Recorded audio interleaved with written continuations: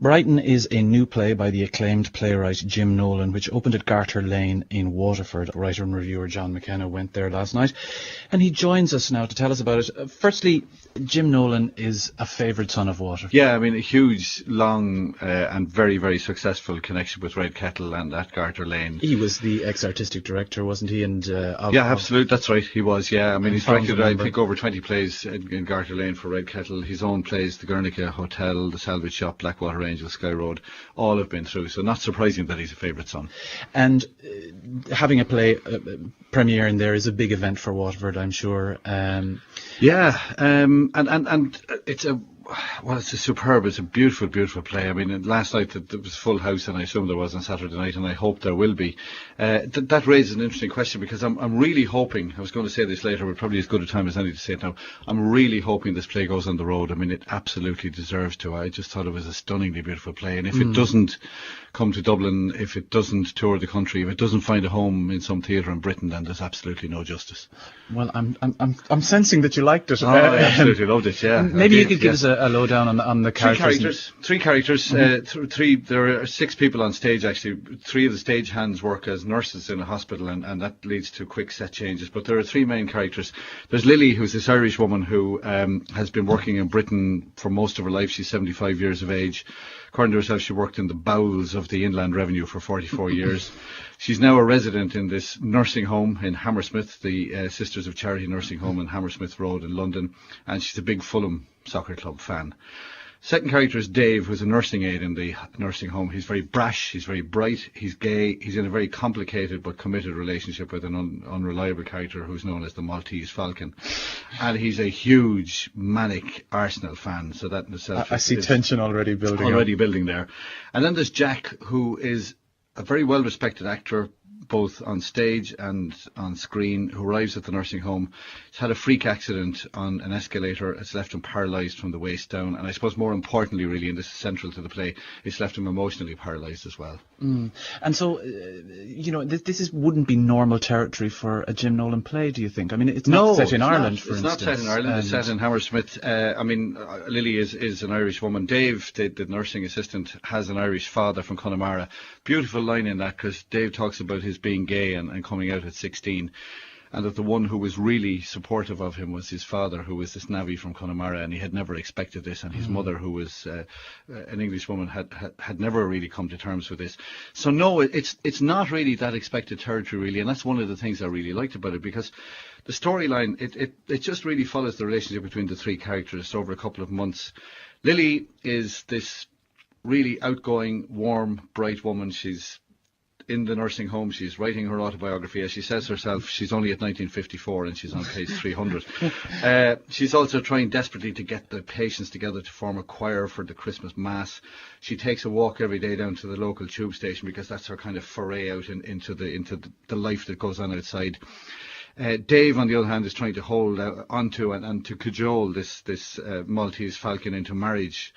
And then into the middle of this established relationship arrives Jack, who is obviously trying to come to terms with this paralysis, which he's just spent 18 months in Stoke Mandeville and hated it, and now he's here temporarily, he says, while his flat is being prepared for him. We find out that he has a partner, Alison, who's 18 years younger than him, who wants to bring him home, who wants to nurse him, but he's holding out against that because he does not want to be nursed. He has decided, in fact, that he wants to go to Switzerland for an assisted suicide. And there's one of the most beautifully gentle lines in it is a conversation between Lily and Jack about this, where Lily doesn't condemn the notion of assisted suicide. All she says to him is, Switzerland is a horrible country. That's all she says. So and I suppose kind of gentle humour running through it. With a very simple story outline like you've given us, it's 3 possible misfits together and thing. You're therefore depending on the skill of the playwright, and you're depending on his ability to coin beautiful language, I suppose, and theatrical language. And he does, because, to me, I suppose, I was thinking about this last night. I was driving back up from Waterford. To me, this play is really, it's like a poem on stage. There is not one word, there is not one line that's out of place. And it's a story which might have strayed into sentimentality, never does. I mean, the writing is absolutely beautiful. The acting is, it is superb, and the direction is superb. We'll take an excerpt from this. Sure. This is an excerpt. I think we have Mark Lambert and Gillian Hanna, I think, is involved. I gather you've been briefed on Jack's day out. I'm sure it is long overdue. I met Freddie, your Lothari of Ladbrokes. How is he? Inconsolable in your absence. Cried into his gin all evening. And I should warn you, he's planning a visit. That's okay. He intends to propose to you. That's not okay. Though I should think he'll have come to his senses by now. Far from it. I had the hair of the dog with him this morning. First thing he asked for was the name of the hospital.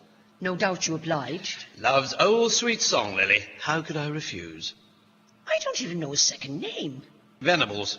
What? Freddie Venables. I needed his name for the list. What list? The Calvary House Christmas Choir list. I've recruited him. Sacred Heart of Jesus, is he moving in?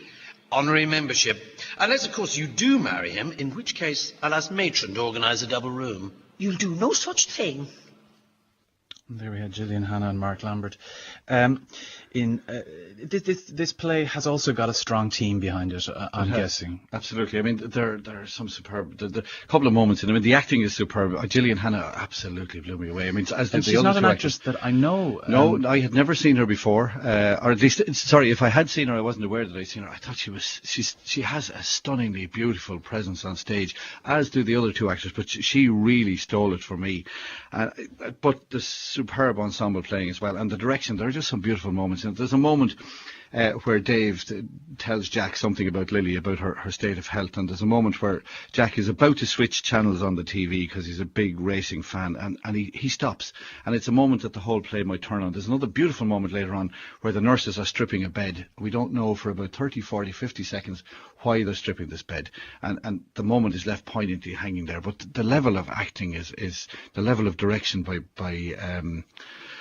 Ben Barnes is absolutely beautiful. Just and he has a track record, hasn't he? With he does. Yes, he does. He does. Nolan, he does. like he has directed his. And they just work so blindly as a pair, and everything worked last night. One thing that went wrong. What is it about audiences that they do not understand? Please turn off your phone. There was a moment last night, a really poignant moment, where a phone rang twice in the audience. Couldn't believe it. But that didn't spoil the play. There is a case for cattle prods being given to theatre ushers. Well, I think when the looks from some of the actors last night, if they'd had a cattle prod, they'd have been out into the audience with it. But don't miss this play. Please don't miss it if you have to travel to Waterford. But I really, really hope that the play travels. It must travel. It's a beautiful play. And design-wise, it's designed by Joe Vanek? Yes, absolutely. Yeah, I mean, just the set worked wonderfully, because we're talking about a Hammersmith nursing home. We're talking about Brighton. There's a hospital in Brighton which becomes very central because there's a day trip to Brighton and something happens on that. I won't spoil it for you. But just the set is beautiful. The lighting is beautiful. It's a beautiful play. Don't miss it.